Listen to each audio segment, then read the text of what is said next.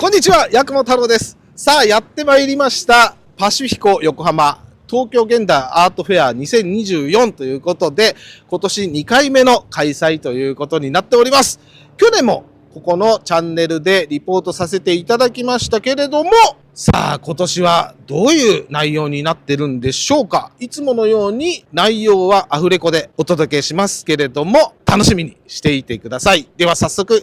行ってみましょう。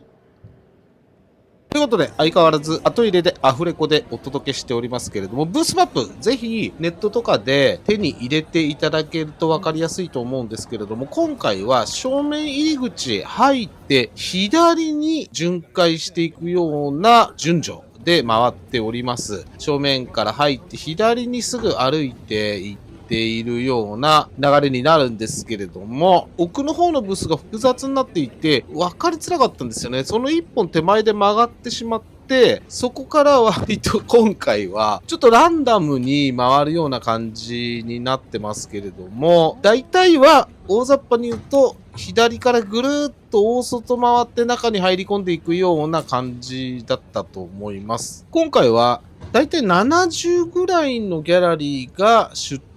をしていたっていう風になっていたはずですね。で、見たところ大体半分ぐらいが日本のギャラリーが多かったんじゃないかなという風に思ってます。ホームページ見たらテーマはアジアですみたいに書いてあったんですけれども、そうですね。日本のギャラリーが半分ぐらい、確かに香港とか台湾いたかな、韓国のギャラリーとか、ここはパンコンテンポラリーですね。この韓国の作家さんいつの間にか取り扱いしてましたね。そのいわゆる和紙というか半紙っていうんですけれども、韓国の古い紙を加工した結構有名な作品ですけれども、去年はすごい、いわゆるこれって団体、台湾の団体とか、そういう流れになっているんで、去年は本当にザ・ダンダイのアートフェアみたいな、あとダンダイに出てる欧米のギャラリーがこぞって出てたような印象だったんですけれども、これは奈良さんの大きいやつですね。これ、なんかお菓子かなんかが入ってるのを売ってましたよね。なんかグッズ的なやつで。アートフェア東京で見た作品も結構あったので、去年に比べるとアジア色は確かに強くなっているのですが、純粋に僕がすごい気に入ってる欧米のギャラリーあるんですけど、L21 ギャラリーとか、ザ・ホールっていうギャラリーとかが去年は出てて話とかできて、良かったなと思ってたんですけど、今年はやっぱり出てないし、去年出てたギャラリーも結構出てないところ多いんで、単純になかなか集めるの難しかったんじゃないかなっていう気もしてるんですけれども、で、ブースの広さっていうか会場の広さは去年と同じくらいだったのかな。ここはナイジェリアのギャラリーですね。僕がずっと気になっていたギャラリーでお話もできてすごく良かったです。そうですね。ただブースの広さは、でもあんまり変わんないかな。去年と規模感的には去年と同じくらいかなっていう風に感じましたね。日本のギャラリー多かったんで、馴染みのあるというか、作品は見たことあったりとか知ってる人の作品だったりとかっていうのが多かった印象ですけれども、その代わりやっぱり展示とかはすごく工夫されてて面白かったですね。で、今回2回目ですよね。東京現代。で、パシフィコ横浜が3年契約っていう噂なのかな。なんか3年契約って聞くんですよね。スポンサー契約なのか、会場の契約なのか、ちょっと僕もわからないんですけれども。なので、来年は一応やると。その先、どうなるんだろうっていう話もあったりとかして、ここはギャラリーターゲットさんですね。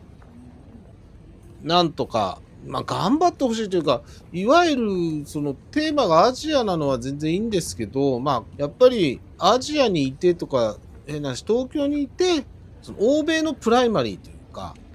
なかなか日本ではお目にかかれない欧米のギャラリーの人と接したりとか、そのアーティストの作品を見たりとかっていうのが、日本人にとっては嬉しいことだと思うんですよね。ただそれがやっぱり少なくなってきて、日本のギャラリーばかりになってきて、いつもの作品っていうか、よく見かける作品ってなると、じゃあアートフェア東京と何が違うのっていうことになりかねない心配はちょっとしてるんですけどね。会場の場所とか、その横浜っていうのを抜きにすれば、この会場のスペースっていうのは、正直全然こっちの方がスペース的にはやっぱりアートフェアに向いてるし、ブースも広いし見やすいし、この通路も広いし、動画も撮りやすいしみたいな感じになるんですけどね。もうずっと言ってますけどね。有明とかにあるじゃないですか、モーターショーやったりとか、いろんなフェアやったり、アートとかじゃないような。なぜそんなに国際フォーラムにこだわるんだっていう、じゃあアートフェア東京の話ですけどね。こういう会場で広いブースでやってほしいなとは思うんですけどね。だから大きな違いといえばやっぱりこの会場のこの雰囲気というか、僕も今動画見ながら喋ってますけど、一見やっぱり海外のフェアっぽい感じがするんですよね。ブースの雰囲気とか、いかにもコンベンションセンターでやってますみたいなこの天井の広い感じとか、そこはすごい海外基準っていうか、海外のアートフェアの雰囲気が出てるというか、そのいわゆるアートフェアの国際基準的な雰囲気が出てるっていう感じがするんですよね。天井とか、ブースが少しこうギャラリーごとのブースが広い分作品も大きくなってきますし、見てる方も楽しいですよね。あとそうですね、今回あんまりゆっくりできなくて、正直そこまで作品をめちゃくちゃ一個一個じっくり見たっていう感じじゃないんですけど、それだったらもっと香港とか中国とかタイとかね、フィリピン、インドネシア、シンガポール、マレーシア、そういうところの広いアジアのギャラリーがいっぱい集まってきてくれてる方が、個人的にはっていうか、日本人の僕らにとっては嬉しいですよね。すごいドメスティックなアートフェアになっていく方向だと、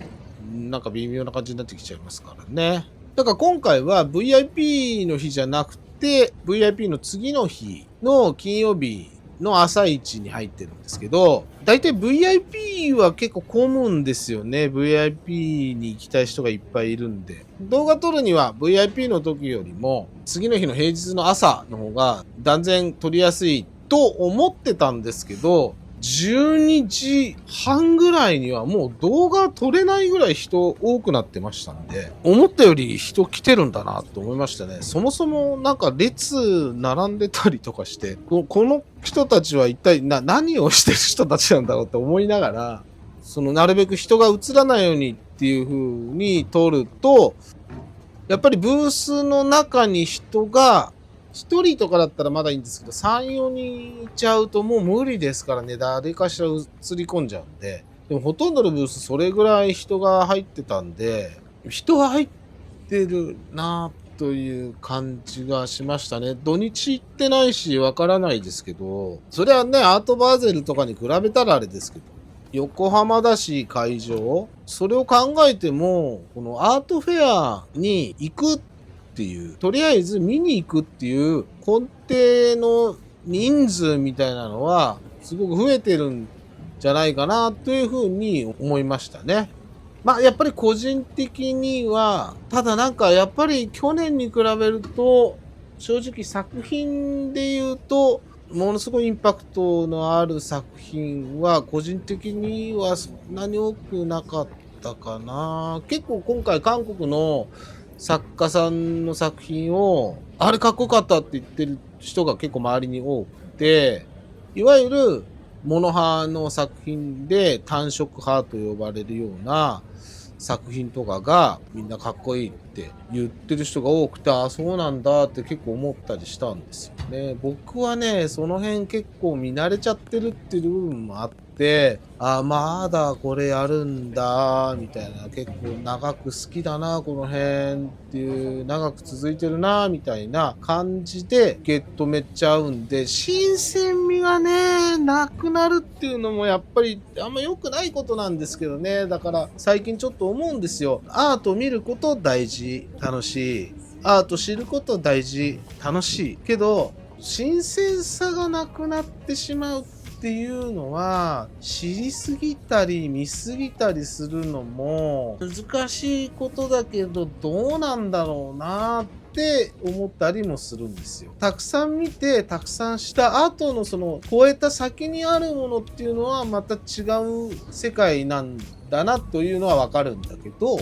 韓国に関しては僕の場合が特殊ですけど、そんなことも思いましたね。韓国はもう20年ぐらいモノ派単色派系がやっぱり人気というか多いんで、日本のこのアニメーションの感じが韓国ではモノ派単色派的な存在に当たるんじゃないかなっていう単純なそういう考え方もできるんですけどね。今回の東京現代行かれた方は結構多いと思いますけど、ここは面白かったとか、こういう作品良かったですみたいなコメントをぜひ残していただけたらありがたいと思います。のんびり見ていただけたらなと思っておりますんで、見づらい部分もあるとは思いますけれども、ぜひ次回も楽しみにしていただきたいと思います。さあ、アートフェア動画は次回はキアフ、